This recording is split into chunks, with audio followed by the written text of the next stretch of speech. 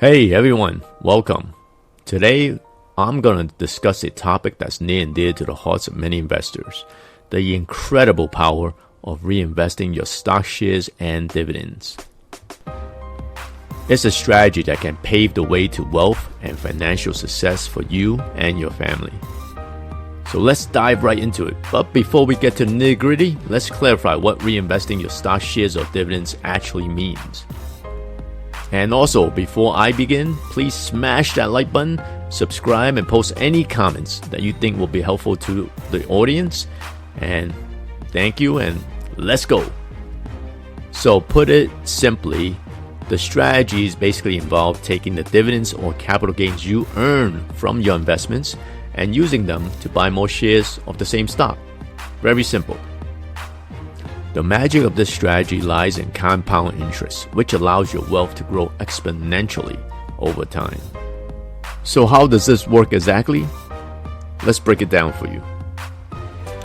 The power of compound interest. Imagine you own 100 shares of a company's stock, and that company pays out dividend. By reinvesting those dividends to buy more shares, you're essentially increasing your ownership stake in the company. And over time, the compounding effect takes hold. And here's the real beauty of compound interest. Your dividends start earning dividends of their own, which creates a snowball effect. As time goes on, your investments are going to grow substantially. And it's going to be often in ways that may surprise you, because if you didn't look at your portfolio and you just did this method, in 10, 15 years when you open up your portfolio, you'd be so surprised at how much money you have. Alright, so let's take a look at a couple of real life examples to illustrate how this works in practice. Alright, so in our first example, we're going to look at dividend reinvestment. So let's say you started off with $2,000 and you invested in a dividend paying stock or ETF 10 years ago, and this stock is paying you around 2% a year in dividends. Now, we're going to assume this stock also grows annually by 8%, and the dividend is going to grow annually by 3%. So as you can see, year one, you have a total earn of $2,000.40 due to your $2,000 investment, which earns you $40 in dividends. Now, you go to year two, the total earn now has increased to $2,248.59. And how do we do this? Because we basically calculated by taking your total earn in year one, which is $2,000.40. It's $2,000.40, and multiplying that by your assumed stock growth rate of 8%, which gives you $2,203.20. So as you can see, this chart shows you how much you would have had if you reinvested your dividends. The total amount earned at the 10-year mark is around $4,899.41.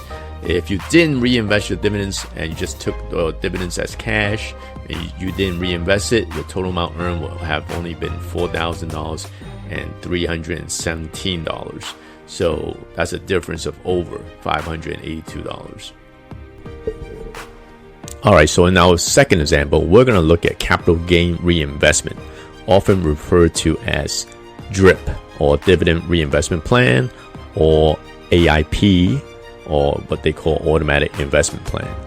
Now, this allows investors to use the capital gains generated from their investments to purchase additional shares of the same investment, typically stocks or mutual funds.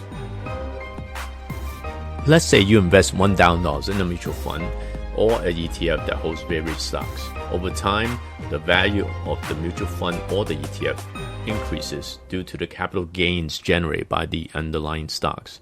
So after a year, your initial $1,000 investment has grown to $1,200.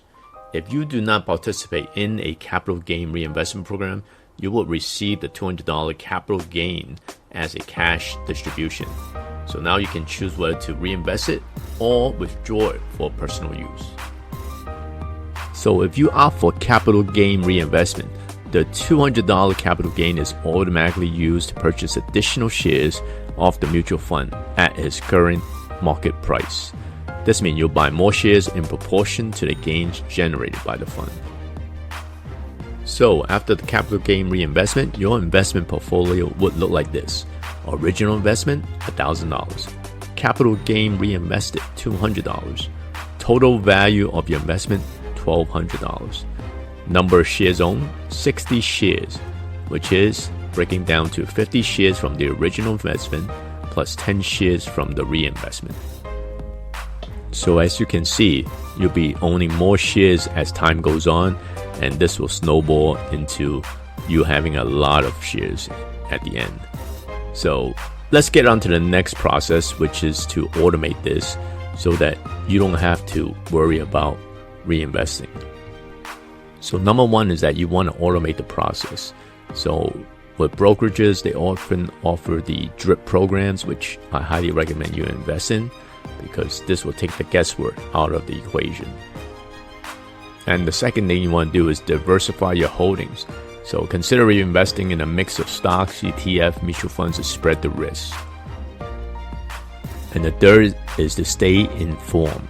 Keep an eye out on the performances of your investment and adjust your strategy as needed.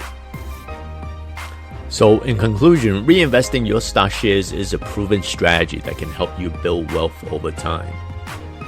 Whether you're interested in dividends or capital gains, this approach harnesses the power of compound interest to work in your favor.